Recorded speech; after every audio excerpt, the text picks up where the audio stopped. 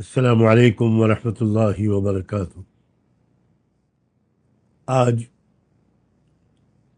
ایک ویڈیو نظر سے گزرا، اس وقت سے دل بہت غمگین ہے۔ اس ویڈیو کے ذریعے یہ خبر موصول ہوئی کہ مغربی یو پی کے مشہور شہر مظفر نگر کے کسی علاقے میں کسی کیفے پر یا دو کیفے پر پولیس نے چھاپا مارا اور وہاں 40 لڑکیوں اور لڑکوں کو بہت ہی گندے اور ناقابل بیان کاموں میں مصروف پایا۔ رنگے ہاتھوں ان کو پکڑا گیا۔ ان کے پاس سے شراب اور بیئر کی بوتلیں بھی ملی اور دوسری اور کچھ چیزیں بھی ملی جن کا میں نام نہیں لے سکتا۔ اور بہت ہی افسوس اور دکھ اور شرم کی بات ہے کہ لڑکیاں شاید سب کی سب مسلمان تھیں اور لڑکے سب یا ایک دو کو چھوڑ کر باقی اکثریت ہندو لڑکوں کی تھی۔ میری یادداشت کے مطابق ابھی تھوڑے دن پہلے مظفر نگر ہی میں ایسا ہی ایک واقعہ، شرمناک واقعہ پہلے بھی پیش آ چکا ہے۔ مجھے الفاظ نہیں مل رہے ہیں جن کے ذریعے میں اپنے دکھ درد کا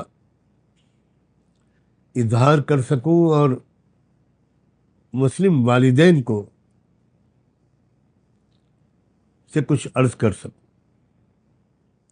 میں خود مغربی یو پی کے ضلع سنبھل کا اصل باشندہ ہوں، آبائی وطن میرا وہی ہے، اور میں مغربی یو پی کے حالات سے خاصا واقف ہوں۔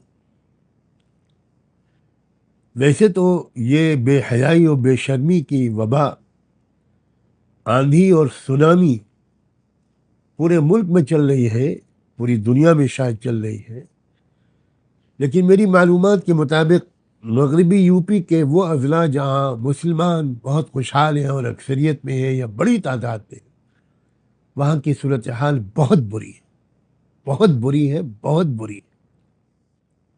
میں پہلے مسلمان بچیوں کے والدین سے ان کے پورے احترام کے ساتھ کچھ کہنا چاہتا ہوں۔ کیا یہ بات صحیح نہیں ہے کہ آپ نے اپنے بچوں اور بچیوں کی تربیت کی طرف دھیان نہیں دیا؟ آپ نے ان کو ایک شریف پاکیزہ زندگی کے آداب اور اطوار نہیں سکھائے۔ آپ نے ان پر اندھا بھروسہ کر کے ڈگری کی تلاش میں کالجوں اور یونیورسٹیوں میں بھیج دیا۔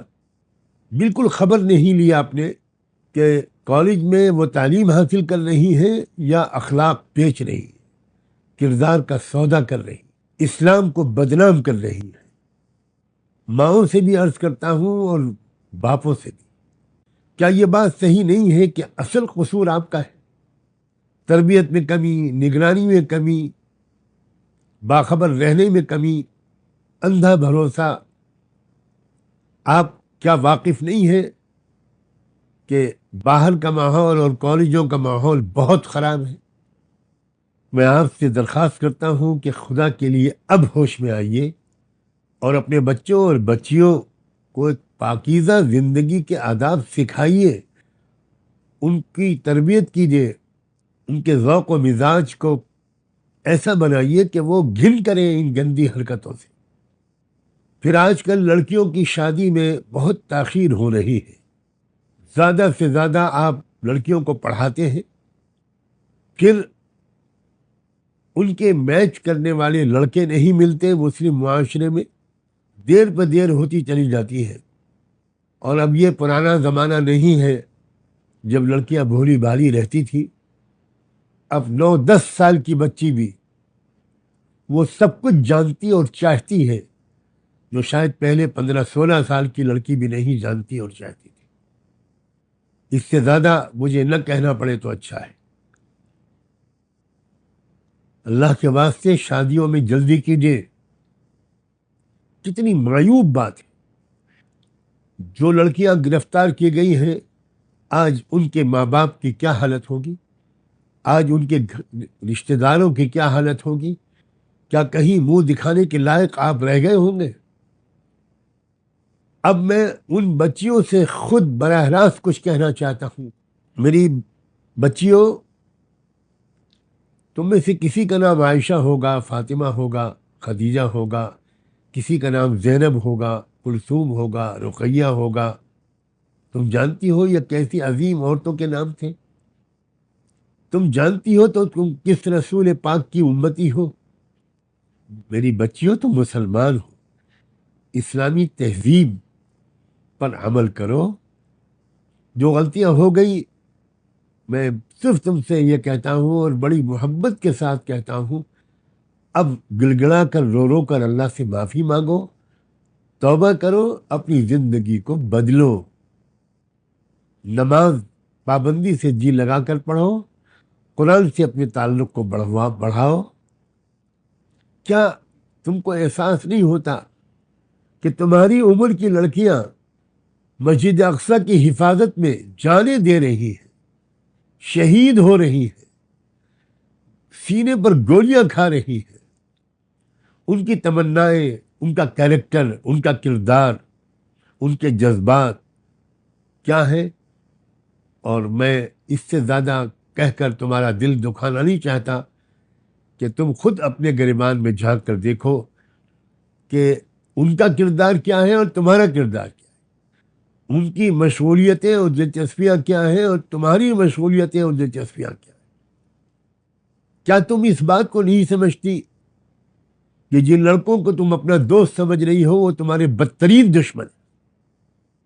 ان کو اس کام پر لگایا گیا ہے کہ تمہاری زندگی برباد کرے، تمہارے خاندانوں کو بدنام کرے، تمہیں اس قابل نہ چھوڑے کہ کوئی تم کو اپنی بیوی کی حیثیت سے قبول کرے.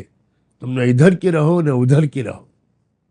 میں جانتا ہوں کہ تم پر جادو بھی کرایا جا رہا ہے، لیکن میں یہ بات بھی صاف کہہ دینا چاہتا ہوں، انہوں نے دور بیٹھ کر تم پر جادو نہیں کیا ہے، پہلے تم سے دوستی کی ہے.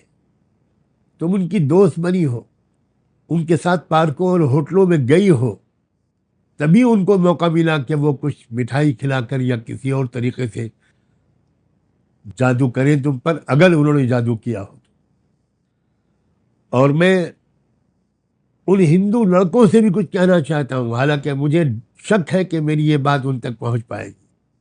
میرے نوجوان بچوں، تم بھی بھارت کے ناگرک ہو، اور مجھے بھی اس بات پر گورو ہے، فخر ہے کہ میں بھی اسی بھارت کی مٹی میں پیدا ہوا ہوں. بچوں، تمہارے سماج اور تمہاری قوم میں بڑے بڑے لیڈر پیدا ہوئے، بڑے بڑے رشی منی اور مہاتما پیدا ہوئے، جنہوں نے مانوتا کی اور دیش کی بڑی خدمت کی ہے. بچوں، میں تم سے بڑی محبت کے ساتھ یہ ریکویسٹ کرتا ہوں، اپیل کرتا ہوں کہ تم ایجوکیشن پر دھیان دو، دیش کو مضبوط کرنے پر دھیان دو، اپنے کیریکٹر کو پاک صاف رکھو. کیا آج جب تم کو پولیس لے گئی ہوگی تو کیا تمہارے ماتا پتا کا سر شرم سے جھک نہیں گیا ہوگا؟